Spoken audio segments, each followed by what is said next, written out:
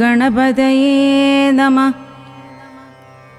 ഓം ശ്രീ മഹാദേവ്യേ നമഃ.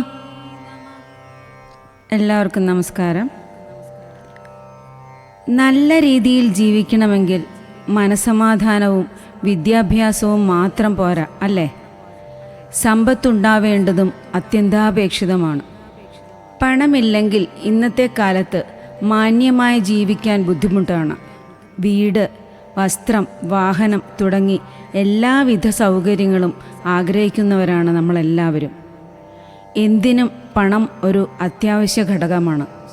അതിന് വരുമാന മാർഗങ്ങൾ ശരിയായി വരണം. നല്ല ജോലി, നല്ല ലാഭകരമായ ബിസിനസ് എന്നിവയുണ്ടെങ്കിൽ സമൂഹത്തിൽ നല്ല അന്തസ്സായി തന്നെ ജീവിക്കാൻ പറ്റും. അങ്ങനെ നമ്മുടെ സാമ്പത്തിക നില മെച്ചപ്പെടുവാൻ സഹായിക്കുന്ന ഒരു ഒറ്റവരി മന്ത്രത്തെക്കുറിച്ചാണ് ഇന്നത്തെ വീഡിയോയിൽ പറയുന്നത്. അതിന് ആദ്യം പത്മാവതി ദേവിയെക്കുറിച്ച് അറിയണം. ധനവും ഐശ്വര്യവും സംരക്ഷണവും നൽകുന്ന ദേവിയാണ് പത്മാവതി. ഹിന്ദു വിശ്വാസമനുസരിച്ച് മഹാവിഷ്ണുവിൻ്റെ അവതാരമായ ഭഗവാൻ വെങ്കടേശ്വരൻ്റെ പത്നിയാണ് അലമേലുമങ്ക എന്ന ദേവി പത്മാവതി. ലക്ഷ്മി ദേവിയുടെ സ്വരൂപമാണ് ദേവി. തിരുപ്പതിക്ക് അടുത്തുള്ള തിരുച്ചാനൂരിൽ ആണ് അമ്മയുടെ ക്ഷേത്രം. അവിടെ ദർശനം നടത്തി പ്രാർത്ഥിച്ചതിന് ശേഷം വേണം തിരുപ്പതിയിലെത്തി ബാലാജിയെ, അതായത് സാക്ഷാൽ വെങ്കടാചലപതിയെ ദർശിക്കുവാൻ എന്നാണ് വിശ്വാസം. നമ്മൾ അമ്മയോട് നമ്മുടെ ആവശ്യങ്ങളെല്ലാം പറഞ്ഞ ശേഷം ഭഗവാന്റെ അടുത്തെത്തുമ്പോൾ അദ്ദേഹം എല്ലാ അനുഗ്രഹങ്ങളും നൽകും. സാധാരണ ലക്ഷ്മി പൂജ ചെയ്യുന്നത് വെള്ളിയാഴ്ചകളിലാണല്ലോ. എന്നാൽ തിരുപ്പതിയിൽ പ്രധാന ദിവസങ്ങൾ തിങ്കൾ, ശനി ദിവസങ്ങളാണെന്നാണ് വിശ്വാസം. അതുകൊണ്ട് തന്നെ ഇനി പറയുന്ന മന്ത്രം ശനിയാഴ്ചകളിൽ ചൊല്ലുകയാണ് ഉത്തമം. തുടർച്ചയായി 9 ശനിയാഴ്ചകളിൽ ഇത് ചൊല്ലുന്നത് മൂലം ശനിദോഷങ്ങൾ നീങ്ങുകയും ജീവിതത്തിൽ ആഗ്രഹിക്കുന്നത് നടക്കുകയും ചെയ്യും. നേരത്തെ പറഞ്ഞതുപോലെ നല്ലൊരു ജീവിതം ആഗ്രഹിക്കാത്ത ആരാണ് ഇല്ലാത്തത്? പണം, സ്വർണം, നല്ല ജോലി, ജോലിയിൽ സ്ഥാനക്കയറ്റം, ബിസിനസ്സിൽ ഉയർച്ച, ഇതൊക്കെ എല്ലാവരും ആഗ്രഹിക്കും. അമിതമായ പണവും സ്വർണവും ലഭിച്ചില്ലെങ്കിലും നല്ല നിലവാരത്തിൽ ജീവിക്കാൻ പണം ആവശ്യത്തിന് വേണം.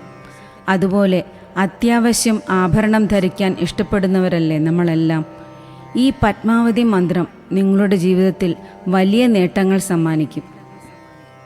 ഇനി നമുക്ക് ഈ മന്ത്രം എങ്ങനെയാണ് ചൊല്ലേണ്ടത് എന്ന് നോക്കാം. പീരിയഡ്സ് മൂലമോ പുല, വാലായ്മ എന്നിവ മൂലമോ മുടക്കം വരികയാണെങ്കിൽ വിഷമിക്കേണ്ടതില്ല. ആ ദിവസങ്ങൾ ഒഴിവാക്കി 9 ശനിയാഴ്ചകൾ തുടർച്ചയായി ചൊല്ലുക. മന്ത്രം ചൊല്ലുന്ന ദിവസം മത്സ്യമാംസാദികൾ, ലഹരി വസ്തുക്കൾ എന്നിവ ഒഴിവാക്കി വ്രതം അനുഷ്ഠിക്കുക. ബ്രഹ്മചര്യം പാലിക്കാൻ സാധിച്ചാൽ ഉത്തമം. ഈ മന്ത്രം ചൊല്ലി ദേവിക്ക് കുങ്കുമാർച്ചന നടത്തേണ്ടതുണ്ട്. അതിനായി പത്മാവതി ദേവിയുടെ ഒരു ചിത്രം ആവശ്യമുണ്ട്. ഇനി ചിത്രമില്ലെങ്കിൽ ദേവിയായി സങ്കല്പിച്ച് ഒരു ചുവന്ന താമരപ്പൂവ് വയ്ക്കുക. കുറച്ചു കുങ്കുമം ഒരു ചെപ്പിൽ അർച്ചനയ്ക്കായി മാറ്റിവെക്കുക. നമ്മുടെ മോതിരവിരലും തള്ളവിരലും ചേർത്ത് പിടിച്ച് ഒരു നുള്ളു കുങ്കുമം എടുത്ത് മന്ത്രം ചൊല്ലി ദേവീ സങ്കല്പത്തിൽ വെച്ചിരിക്കുന്ന താമരപ്പൂവിൽ അർച്ചിക്കേണ്ടതാണ്. അതിനായി നിലവിളക്കിൽ നെയ്യൊഴിച്ച ദീപം തെളിയിക്കുക. ഒരു ഇലയിലോ തട്ടത്തിലോ പത്മാവതി ദേവിയുടെ ഫോട്ടോ അല്ലെങ്കിൽ മഹാലക്ഷ്മിയുടെ ഫോട്ടോ വയ്ക്കുക. ഇത് രണ്ടും ഇല്ല എങ്കിൽ ഒരു ചുവന്ന താമരപ്പൂവ് ദേവിയായി സങ്കല്പിച്ച് തട്ടത്തിൽ വയ്ക്കുക. 108 തവണയാണ് മന്ത്രം ചൊല്ലി അർച്ചന നടത്തേണ്ടത്. നേരത്തെ പറഞ്ഞതുപോലെ മോതിരവിരലും തള്ളവിരലും ചേർത്ത് പിടിച്ച് കുങ്കുമമെടുത്തു വേണം അർച്ചന നടത്തുവാൻ. അപ്പോൾ അതിനാവശ്യമുള്ള ഏകദേശ അളവ് കുങ്കുമം ഒരു ചെപ്പിലോ പാത്രത്തിലോ എടുത്ത് അടുത്തു വയ്ക്കുക. ഒരു നാണയം എടുത്ത് നമ്മുടെ ഈ ആചരണത്തിന് തടസ്സമൊന്നുമില്ലാതിരിക്കാനും ഭംഗിയായി നടക്കുന്നതിനും വേണ്ടി ഗണപതിയെ പ്രാർത്ഥിച്ച് വയ്ക്കുക. ആ നാണയം അടുത്തുള്ള ക്ഷേത്രത്തിലെ ഗണപതിക്ക് കാണിക്കയായി സമർപ്പിക്കുക.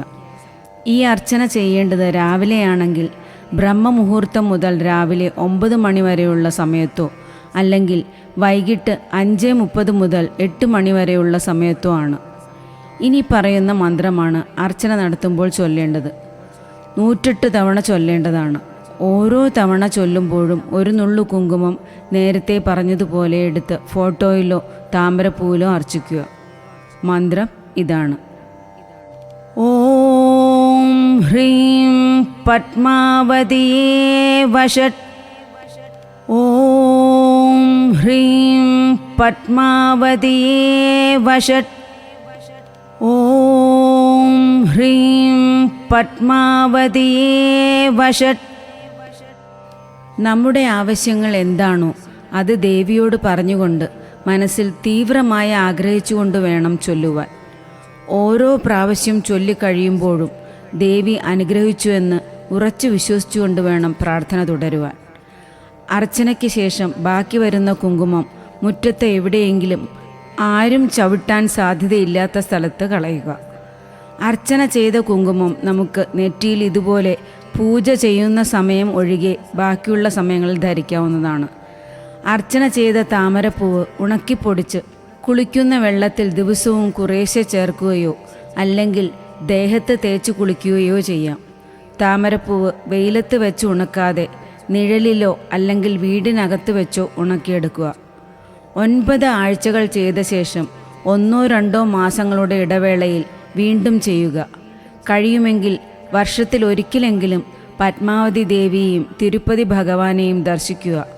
സാധിച്ചില്ലെങ്കിൽ അടുത്തുള്ള മഹാവിഷ്ണു മഹാലക്ഷ്മി ക്ഷേത്ര ദർശനം നടത്തുക. പണമില്ലാത്തവർക്ക് ധനവരവിനും സ്വർണമില്ലാത്തവർക്ക് സ്വർണ്ണ തടസ്സം മാറി സ്വർണം വാങ്ങുന്നതിനും ഉയർന്ന ജോലി ലഭിക്കുന്നതിനും ജോലിയിൽ ഉയർന്ന സ്ഥാനം ലഭിക്കുന്നതിനും ഒക്കെ ഒരുപാട് ഉപകാരപ്രദമായ മന്ത്രമാണിത്. വിശ്വസിച്ച് ചെയ്യുന്നവരുടെ കൂടെ എന്നും ദേവിയുടെ അനുഗ്രഹമുണ്ടാകും. ഈ മന്ത്രം 108 തവണ ചൊല്ലിയ വീഡിയോ ഉടനെ തന്നെ പങ്കുവയ്ക്കാം. പത്മാവതി ദേവിയുടെ മറ്റു മന്ത്രങ്ങളും സ്തോത്രങ്ങളും പിന്നാലെ പങ്കുവയ്ക്കാം. എല്ലാവർക്കും ജീവിതത്തിൽ എല്ലാ നേട്ടങ്ങളും സൗഭാഗ്യങ്ങളും ഉണ്ടാകാൻ പ്രാർത്ഥിക്കുന്നു. ഓം ഹ്രീം പത്മാവതിയേ വഷട്ട്. ഓം ഹ്രീം പത്മാവതിയേ വഷട്ട്. ഓം ഹ്രീം പത്മാവതിയേ വഷട്ട്. ഓം ഹ്രീം പത്മാവതിയേ വഷട്ട്. ഓം ഹ്രീം പത്മാവതിയേ വഷട്ട്. ഓം ഹ്രീം പത്മാവതിയേ വഷട്ട്.